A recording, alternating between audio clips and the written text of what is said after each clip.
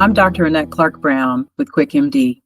I'm going to be talking to you a little bit about how do you get through this process? How do you take care of yourself with medication-assisted treatment for opioid disorder? What do you do? What kind of support do you need?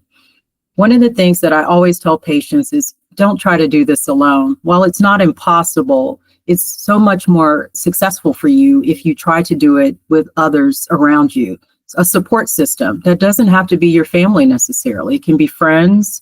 It can be a group that you've joined, a group at church, a group in your neighborhood. There are formal groups. There are groups like Narcotics Anonymous, even AA, even if alcohol is not your issue.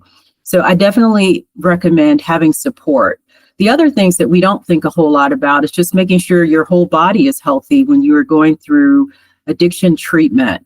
We want you to make sure that your body is good, that you are eating well. A lot of our patients sometimes haven't been taking great care of their health, and they are not eating very well. They're not exercising a whole lot. And so we definitely want you doing that. So a nutritionist even would be good. Or if you can't do that, at the very least, do some research online to try to find ways to make yourself healthier. Exercise, get out there, go walking. You don't have to join a gym. You don't have to do that. You can do very basic things in your own home.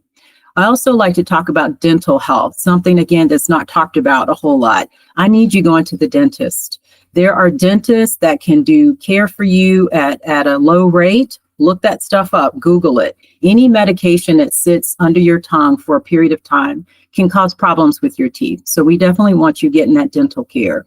And then just overall, making sure that if you have anything else going on, some depression, maybe some anxiety, a therapist is very, very helpful. There's all types of ways to do that.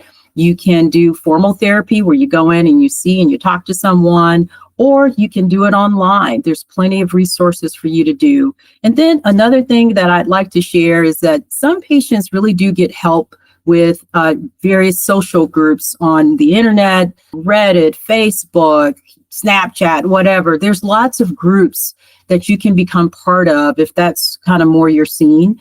Look out for those things. Do some research on that.